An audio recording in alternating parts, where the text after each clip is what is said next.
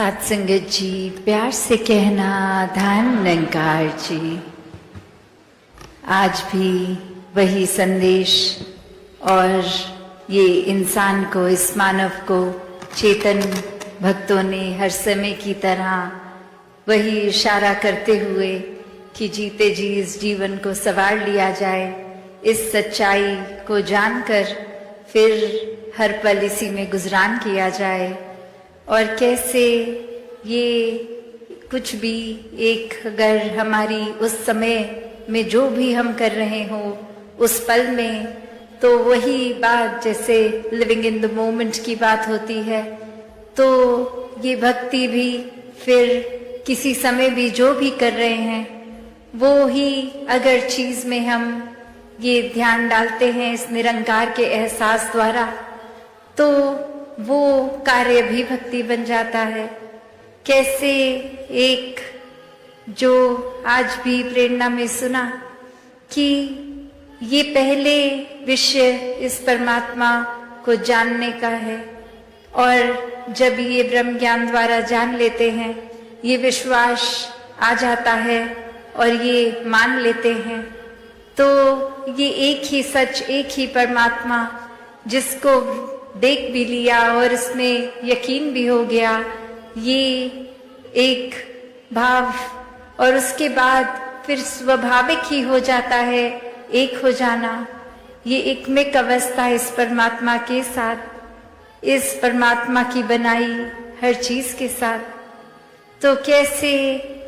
एक कहानी भी दासी के ध्यान में आ रही है, जहां एक इंसान होता है, वो बहुत ही श्रद्धा से किसी गुरु के पास जाते हैं और वहाँ वो ये बात कहते हैं कि एक बहुत समय से आ तो रहे हैं, आपके प्रवचन भी श्रवण कर रहे हैं, पर ये जीवन नहीं बदल पा रहे। एक जो आप बात करते हैं मध्य मार्ग की कि ये बैलेंस्ड लाइफ हो, वो हो नहीं पा रहा, क्योंकि जब हर दिन के किसी भी कार्य को करते हैं तो ध्यान उसमें चला जाता है, तो ये परमात्मा की सोच ही नहीं आती इस दिल को, इस दिमाग को। और जब परमात्मा के प्रति एक ध्यान लगा लेते हैं,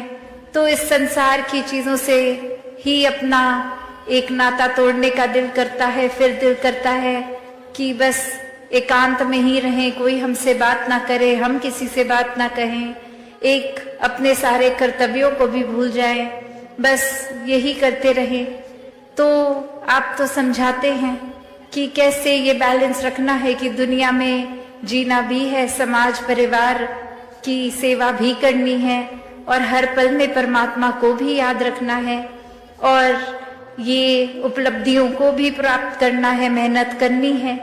और अब इस उपलब्धियों से इतनी सारी चीजें घर में खरीद के रखनी है, तो नजर जहां जाती है एक नई डिस्ट्रैक्शन बन जाती है। तो ये अब एक मिक होना है, ये बैलेंस बनाना है, ये तो सीख लिया, पर इस पे अब एक प्रैक्टिकली जिया नहीं जा रहा। और वहीं वो समझाते हैं गुरु कि आपके घर के आसपास आपसे सबसे नजदीक क्या दुकान है, कौन सी दुकान है, तो वो सब बताते हैं कि एक सब्जी वाले हैं, वो बस बहुत अलग अलग सब्जियां रखते हैं, और अपने तराजू में वो जो भी ग्राहक आता है बताता है कितने किलो को कितनी सब्जी चाहिए, उसको तोल कर दे देते हैं। और फिर वो गुरु कहते हैं ठीक है, अब जाइए उनको ध्यान से ऑब्जर्व कीजिए, ये कण कण में शिक्षा है, तो यहाँ से भी आपको शिक्षा मिलेगी, आप उनके पास जाइए। और अब वो इंसान अपने पड़ोस की ही दुकान पे पूरा दिन बैठता है, देखता है कि हो तो वही रहा है जो मुझे पहले से ही पता था, कि ग्राहक आया अपना सामान ले गया और ये दुकानदार ऐसे ही तोल कर दे रहा है। और जब वो दुकान का समय हो गया और वो रात्रि घर आने का उस दुकानदार का, वहां पे रुक के वो एक बात पूछने की कोशिश कि मेरे गुरु ने कहा है, ये शिक्षा मुझे आपसे मिलेगी कि मैं कैसे बैलेंस लाइफस्टाइल में रहूं। तो ये आपकी क्रिया, इससे आप कैसे कर रहे हैं, इसके बारे में कुछ रोशनी डालें। ये देखने में तो बहुत सिंपल काम है। तो वो इंसान समझाता है, वो दुकानदार समझाता है अब कि ये कार्य तो बस यही है कि जितने किलो का एक वजन मैंने एक तराजू में डाला, उतने किलो की ही वो सब्जी उसी दूसरे तराजू की दूसरी ओर ही रख दी। तो उससे ये बैलेंस बन जाता है, तो पता चल जाता है। और इसी से मुझे पता है कि अगर मैं 2 किलो सब्जी बेच रहा हूँ तो वो अंदाजे से नहीं है, तो मैं किसी ग्राहक को एक चीट करके उससे 4 किलो सब्जी का पैसा नहीं ले पाता। वो एक बहुत ही संतुलन बना रहता है, बहुत ट्रांसपेरेंट काम होता है। ग्राहक भी देखता है ये एक ईमानदारी से ही पैसे कमा रहा हूँ। और अब ये बात, और जो हो सकता है उस इंसान को सबकॉन्शियसली तो पता भी थी, पर ये गुरु ने भेजा था तो इतनी बारीकियों से अब समझ आया। और फिर वहीं उपस्थित होके वो अपनी बात यही रखते हैं कि अब ये प्रैक्टिकल लाइफ में ये तो देख लिया कि कैसे एक वो गुण भी अंदर आ गया कि ये धोखाधड़ी ये नहीं करनी है, और साथ ही ये बैलेंस की भी वो बात दुकानदार कर गया। तो यहाँ ये तो पता चल गया कि ये बैलेंस तो जरूरी है, और अब बस ये इम्प्लीमेंट कैसे करूं। तो आगे से वो गुरु यही समझाते हैं कि कैसे वो दुकानदार चाहे एक क्रिया रूप में, एक पूरे दिन में, एक कुछ भी, कैसे भी ग्राहक आ रहे होंगे, कोई बहुत ही जल्दी में होंगे, कोई तो ऐसे भी होंगे कि इतने धीरे धीरे एक बात कर रहे हैं, सोच रहे हैं सब्जी क्या लें, और उनके पीछे और क्यू लग रही होगी, एक लाइन लग रही होगी ग्राहकों की। और इससे देखकर कि इतनी देर लग रही है, कुछ ग्राहक वो लाइन छोड़ के किसी और सब्जी वाले पे भी जा रहे होंगे कि हमें जल्दी चाहिए, और ये दुकानदार तो इतनी देर लगा रहा है। और किस तरह से कोई बहुत ही खुशी के अवसर के लिए बहुत सारी सब्जियां लेके जाएगा, और कोई तो आकर कुछ पत्ते ही लेके चला जाएगा, कोई बहुत ही जल्दी में आएगा, एक हबचड़ी भी मचाएगा, और कोई बहुत ही एक सहज भाव में आके आराम आराम से कर लेगा। तो वो दुकानदार ये सब देख रहा है, कितने रंग देख रहा है ग्राहक के भी, पर वो तो वही कार्य सहजता में करता जा रहा है कि जिसने अपनी रिक्वायरमेंट बोली उसको उतना उतना तोल कर देकर उससे पैसे ले लिए। तो बात वही कि ये एक अपने स्वभाव को अपने ग्राहक के स्वभाव जैसा पल पल में नहीं बदल रहा, ये बहुत ही स्थिर होने की निशानी। और जो व्यक्ति इस परमात्मा को जीवन में धारण कर लेता है इस ब्रह्म ज्ञान से, तो फिर कोई भी उथल पुथल हो, कोई इरिटेशन नहीं आती, कोई भारी चीज या कोई इंसान हमारे साथ कैसा है, उस चीज पे हमारा उस तरह से बिहेव करना डिपेंड नहीं करता। कि कोई अगर जल्दी में आया तो दुकानदार ने भी उतनी ही जल्दी से नहीं दिया, उसने अपना पूरा प्रोसेस को फॉलो किया, और देर उसने उतनी ही लगाई जितनी वो किसी और ग्राहक के साथ लगाए। और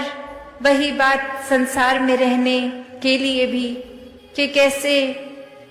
एक दुनिया में हम अगर आए हैं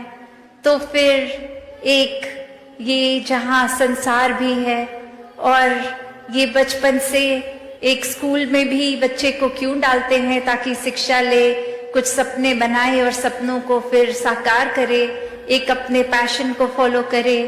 और फिर ये पैशन फॉलो करते करते धन दौलत भी कमाए, और ये फिर उस तरह से कामकाजी होके अपने लिए आरामदायक चीजें खरीदें, जिससे जीवन थोड़ा सा एक इजी हो जाए। तो ऐसा करना जहाँ जीवन में मुबारक है, बस बात वही आ जाती है कि सिर्फ ध्यान यही करने में है, या ये करते करते पैरेलली हर पल में उतनी प्राथमिकता अपनी स्पिरिचुअल ग्रोथ को भी दे रहे हैं। और यही वो बैलेंस है, ये अपनी मायावी जीवन और ये आध्यात्मिक जीवन का,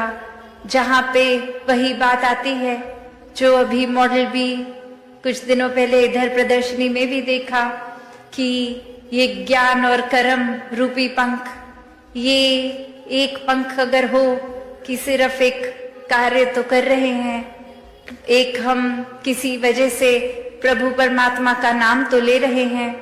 पर परमात्मा वाकई है क्या, ये परमात्मा की प्राप्ति तो नहीं कर रहे हैं। और वहीं दूसरी ओर ये ब्रह्म ज्ञान रूप की पंख की, एक चिड़िया का एक पंख जो कर्म और दूसरी चिड़िया का ज्ञान रूपी कर्म, और अब ये ब्रह्म ज्ञान ले भी लिया है जीवन में, पर उसको जीवन में इम्प्लीमेंट प्रैक्टिकली नहीं किया जा रहा। अपने जीवन में सारे अवगुण अभी भी वहीं के वहीं रखे हैं, एक अपनी वाणी को कठोर का कठोर ही रहने दे रहे हैं, ये किसी से मधुर स्वभाव अपने अंदर नहीं ला रहे, किसी से प्यार से बात नहीं कर रहे। तो ब्रह्म ज्ञान जीवन में आने के बावजूद भी ये उड़ना कहाँ संभव होगा। वो फिर बात वही कि ऐसा पक्षी जिसके दो पंख हैं, एक ज्ञान का एक कर्म का, वो ही उड़ान भरेगा, क्योंकि ये कर्म भी है, ये जीवन में इम्प्लीमेंटेशन भी है, और ये ब्रह्म ज्ञान की विद्या, ये सबसे ऊंची दात, ये भी ये झोली आई है। तो यहाँ एक ये जो बैलेंस का उदाहरण इस कहानी में भी, तो कैसे एक सुनने में तो लगता है कि एक शायद बैलेंस अचीव करना जीवन में पॉसिबल नहीं है, क्योंकि हमारा जहाँ मन ये चंचल है, एक तरफ अगर लग जाएगा, एक अगर हमने चीज दिमाग में बांध ली तो बस उसी ट्रैक पे उसी को ही सोचता जाएगा और एक चीज की इतनी एक्सट्रीम कर देगा, एक अपनी पॉइंट ऑफ व्यू को भी इतना एक्सट्रीम हम मान लेंगे कि हमारे जैसा अच्छा कोई सोच ही नहीं सकता, एक हमारे जैसा अच्छा तो कुछ भी कोई नहीं कर सकता, कोई है ही नहीं इतना अच्छा। कहाँ हम फिर वो बैलेंस दूर दूर तक करते ही नहीं। और ये तो पता ही है, जब एक चीज की ही अति होती जाएगी तो फिर दूसरा एक बैलेंसिंग फैक्टर है ही नहीं। तो वो एक हाइट जहां तक कोई अगर ऊंचा जाता है, अगर कितनी भी पहाड़ की ऊंची चोटी पे चले जाएं, तो एक वो लास्ट फाइनल पॉइंट होगा, वो टिप होगी, उसके ऊपर तो और वो पहाड़ है ही नहीं। तो फिर अब बस एक नीचे की ओर ही जाना बाकी रह जाएगा। तो बात वही कि ये सेवा, सुमिरन, सत्संग, इस परमात्मा से जोड़कर ये बैलेंस बना कर रखने की बात, और वहीं ये भी एक समझाया गया, आज चाहे सुबह वो सेवा दल रैली के रूप की एक स्किट द्वारा ही एग्जाम्पल उन्होंने सेवा का ही लिया कि कैसे हम अगर सिर्फ सेवा की ही एक्सट्रीम करते जा रहे हैं कि एक सत्संग को प्रायोरिटी नहीं, एक बस ये सोच रहे हैं कि आज हमारी ड्यूटी है तो हम पहुंच जाएंगे सेवा पे, क्योंकि वो एक हमें काम दिया गया है तो वो कार्य निभाना है, और मन की खुराक के लिए ये सत्संग को भी प्रायोरिटी नहीं, तो वो सेवा भी बस कार्य ही बन जाएगी, क्योंकि वो भाव तो सत्संग से मिलते हैं। और ये मन में भी अगर सिमरन का घाटा है तो ये सेवा और सत्संग भी फिर वो एक हमारी ग्रोथ के लिए इनकम्प्लीट है। तो यहाँ ये तीन चीजों का बैलेंस है। उस तराजू में वो पंखों में तो चलो दो पंख की बात थी, यहाँ एक ये निराकार को हर समय रखकर ये सेवा, सुमिरन, सत्संग को ही इक्वली इम्पोर्टेंट बना के रखना, ऐसा बैलेंस करना। और जो ये कर लेते हैं उनके लिए फिर ये जीवन भी बहुत सहज हो जाता है, फिर कुछ एक्स्ट्रा एफर्ट नहीं लगता। हर दिन चाहे आज लगे कि ये सुबह से निकले इतने थके और आज तो घर पे कोई गेस्ट भी आने हैं, उनको भी एक अटेंड करना है, और फिर हमें किसी के घर डिनर पे उनके गेस्ट बन के जाना है, तो फिर ये पूरी दिन की एक्टिविटी इतनी ज्यादा, तो इसमें थोड़ा सा मैनेज करना, एक भागा दौड़ी लगानी, ये कैसे समय पे सब कुछ होगा, ऑर्गेनाइज करना, ऐसे थॉट्स भी इतने सहज हो जाते हैं कि जब कोई आया घर पे उसको गेस्ट ही ना माने, परिवार का ही हिस्सा माने और वो प्यार का भाव हो जाएगा, तो कुछ वो शो ऑफ करने की बात तो रही ही नहीं कि इनके आगे कुछ फ्लॉन्ट करना है। उनको वैसे ही प्यार से बिठा के खाना परोसना है और उसी प्यार से वो खाना भी बनाया जाएगा कि ये किसी को इम्प्रेस करने के लिए नहीं है, बस ये जो आ रहे हैं उनसे इतना प्यार है क्योंकि वो प्रभु के ही बनाए गए हैं। और अब जब वो बात आ जाती है तो वही प्यार से खाना बनाया गया, खिलाया गया और फिर आगे किसी और के भी घर जा रहे होंगे तो वही प्यार लेकर जाएंगे कि आप कोई बात नहीं, आप बैठिए, आपका चाहे घर है पर हम मेहमान होकर भी आप बताइए क्या लाना है, हम खुद लेके आएंगे किचन से। तो ऐसे भाव भी संतों के हो जाते हैं कि आप सारा ये थकावट अपने हिस्से लाने कि हम चाहे आपके घर मेहमान बन के आए हैं पर हम हैं तो सेवादार ही, तो जो भी है ये मिलजुल के